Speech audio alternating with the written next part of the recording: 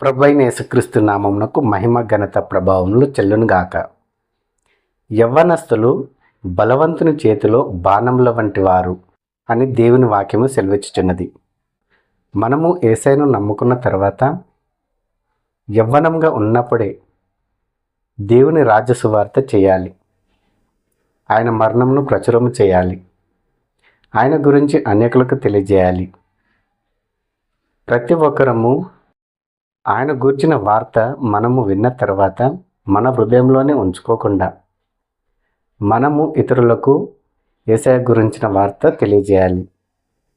యేసు ప్రభు ఈ భూమి మీదకి ఎందుకు వచ్చాడు, ఎందుకు మనకు ఆయన రాజ్య సువార్త తెలియజేశాడు, ఎందుకు సిలువలో రక్తం కార్చాడు, ఎందుకు మన కోసం ఆయన ప్రాణం పెట్టాడు, ఎందుకు తిరిగి 3వ దినంలో లేచి మన కోసం పరలోక రాజ్యంలో స్థలం సిద్ధపరచడానికి వెళ్ళాడు. ఇవన్నీ విషయాలు మనము ఇతరులకు తెలియజేయాలి. అది యవ్వనంగా ఉన్నప్పుడే. అంతేగాని వృద్ధాప్యం వచ్చిన తర్వాత దేవుని సువార్త చేస్తాను, ఆయన కోసం నేను సాక్షిగా జీవిస్తాను, ఆయన కోసం బ్రతుకుతాను అంటే కుదరదు. నీవు యవ్వనంగా ఉన్నప్పుడే ఆయన వార్త, శుభవార్త ఏదైతే ఉన్నదో మనము ఇతరులకు తెలియజేయాలి. ఆయన సేవ చేయాలని, ఆయన సేవలో మనం కొనసాగాలని, ప్రభు పరిచర్య చేయాలని ప్రభు ఎంతగానో ఆశిస్తున్నాడు. కాబట్టి ఈ విషయాన్ని ప్రతి ఒక్కరు గమనించవలసిందిగా కోరుతున్నాను. ఈరోజు వాగ్దానం వీక్షిస్తున్న మీ అందరికీ ప్రభువైన యేసుక్రీస్తు నామంలో శుభాభివందనములు తెలియజేయుచున్నాను. ఈరోజు వాగ్దానం చదువుకుందాము రండి. ఎఫెసీయులకు రాసిన పత్రిక 6వ అధ్యాయము 1వ వచనము. పిల్లల్లారా, ప్రభువునందు మీ తల్లిదండ్రులకు విధేయులై ఉండుడి, ఇది ధర్మమే. నీకు మేలు కలుగునట్లు నీ తండ్రిని తల్లిని సన్మానింపుము, అప్పుడు నీవు భూమి మీద దీర్ఘాయుష్మంతుడవగుదువు. చదువుబడినటువంటి వాగ్దానంను మీరు విన్నారు కదా. ఈ వాగ్దానంలో దేవుడు మనకేం తెలియజేయుచున్నాడంటే, పిల్లల్లారా, ప్రభువునందు మీ తల్లిదండ్రులకు విధేయులై ఉండుడి. దేవుడు మనకిచ్చినటువంటి పిల్లలను బట్టి దేవుడు తన గ్రంథం ద్వారా ఈ విధంగా తెలియజేయుచున్నాడు. పిల్లల్లారా, ప్రభువునందు. పిల్లలు ముందు ప్రభువునందు సంతోషించాలి, ఆనందించాలి. ప్రభువును బట్టి తల్లిదండ్రులకు విధేయులై ఉండాలి. ప్రభువును బట్టి తల్లిదండ్రుల మాటను గౌరవించాలి.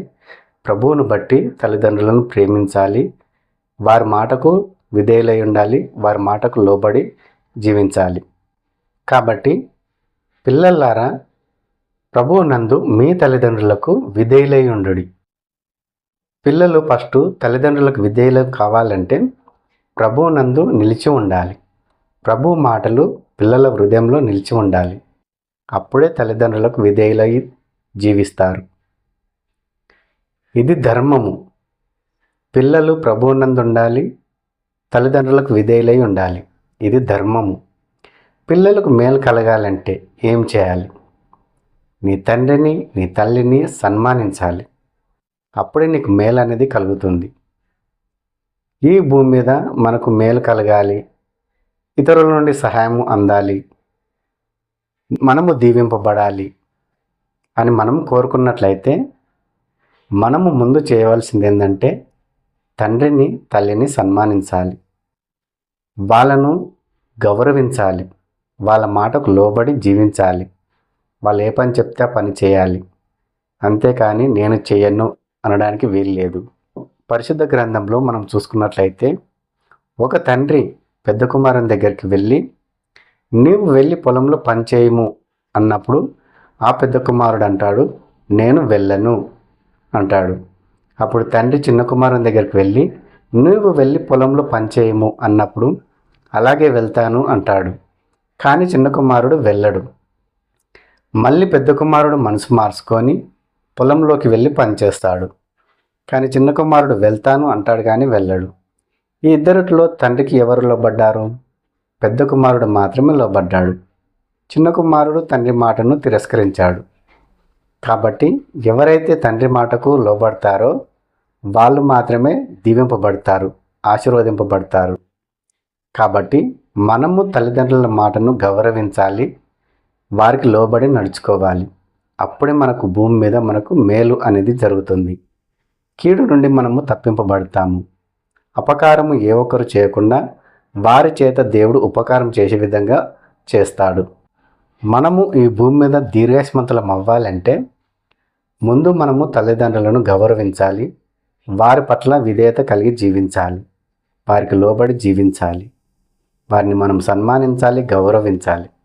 అంతేగాని కొంతమందిని చూడండి, తల్లిదండ్రులను భారం అనుకుంటున్నారు, ఎక్కడనో రోడ్ల మీద వదిలేస్తున్నారు, అనాథాశ్రమంలో వదిలేస్తున్నారు. అలాంటి వారు ఎప్పటికీ వర్ధిల్లరు, దీవింపబడరు. వారికి మేలు కలగాలి అంటే ఎలా కలుగుతుంది? మంచి జరగాలి, మేలు కలగాలి అంటే ఎలా జరుగుతుంది? అది అసాధ్యం. మనకు మేలు కలగాలన్నా, భూమి మీద మనము దీర్ఘాయుష్మంతులం అవ్వాలన్నా మనము తల్లిదండ్రులను గౌరవించాలి, వారి పట్ల మనము విధేయత కలిగి జీవించాలి, వారి మాటకు లోబడి జీవించాలి, వాళ్ళని సన్మానించాలి, వారిని ప్రేమించాలి, వారిని ఆదరించాలి, అక్కున చేర్చుకోవాలి. ఈ విషయాన్ని ప్రతి ఒక్కరు గమనించవలసిందిగా ప్రభువైన యేసుక్రీస్తు నామములో మిమ్మల్ని అందరినీ కోరుకుంటున్నాను. ప్రార్థన చేసుకుందాము. ప్రతి ఒక్కరూ తలలు వంచండి. పరలోకమందున మా తండ్రి యేసయ్య, నీ ఘనమైన నామంకు వందనాలు తండ్రి. ఈరోజు ఈ వాగ్దానం ద్వారా మీరు మాతో మాట్లాడినందుకే నీకు వందనాలు తండ్రి. యేసయ్య, పిల్లలుగా ఉంటున్నటువంటి బిడ్డలకు నాయన మీరు సెలవిస్తున్నారు, తల్లిదండ్రులను మీరు గౌరవించండి, సన్మానించండి, వారి పట్ల విధేయతను చూపించండి అని ప్రభువా మీరు తెలియజేస్తున్నారు.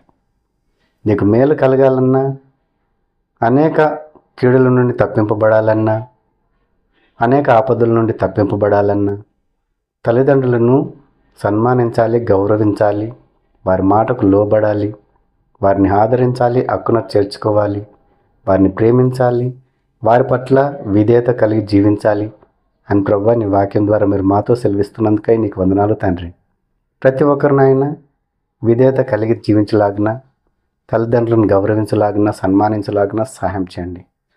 అప్పుడు వారిని భూమి మీద నాయన దీర్ఘాయుష్మంతులుగా తీర్చిదిద్దుతాను అంటున్నావు తండ్రి. నీకు వందనాలు. ఈ వాగ్దానం ఈరోజు చూస్తున్న ప్రతి ఒక్కరిని నాయన మీరు దర్శించండి, కనికరించండి, కృప చూపండి. ఏ ఒక్కరు తల్లిదండ్రుల పట్ల అవిధేయత చూపించకుండా, నిర్లక్ష్యం చూపించకుండా ప్రతి ఒక్కరూ తల్లిదండ్రులను గౌరవించే విధంగా, సన్మానించే విధంగా, విధేయత కలిగి జీవించే విధంగా, వారికి లోబడి జీవించే విధంగా ప్రతి ఒక్కరిని నాయన మీరే దర్శించి కనికరించి కృప చూపమని వేడుకుంటున్నాము తండ్రి. ఇంకా ఎందరైతే నాయన ఆయా సమస్యలతో బాధపడుతున్నారో ఆ సమస్య నుండి వారికి విడుదలను అనుగ్రహించండి. పాపం జీవితం నుండి విడుదలను అనుగ్రహించండి. ప్రతి ఒక్కరు నాయన నీ బిడ్డలుగా జీవించుటకు, నీకు సాక్షులుగా జీవించుటకు సహాయం చేయండి. మమ్మల్ని మేము తగ్గించుకుంటూ నీ నామం నెచ్చుకుని వేడుకుంటూ యేసుక్రీస్తు నామమున మనవులు సమర్పించుకుంటున్నాము తండ్రి. ఆమెన్. ఈరోజు ఈ వాగ్దానం విన్నారు కదా. ఈ వాగ్దానం మీకును మీ కుటుంబంలోకును ఆశీర్వాదకరంగాను దీవెనకరంగాను ఉన్నట్లయితే ప్రతి ఒక్కరూ ఒక లైక్ చేయండి, మీ బంధుమిత్రులకు షేర్ చేయండి. ప్రతి ఒక్కరు సబ్స్క్రైబ్ చేసుకోమని ప్రభువైన యేసుక్రీస్తు నామములో మిమ్మల్ని అందరినీ కోరుకుంటున్నాను. ప్రభువైన యేసుక్రీస్తు కృప మీకును మీ కుటుంబంలోకును తోడై ఉండును గాక.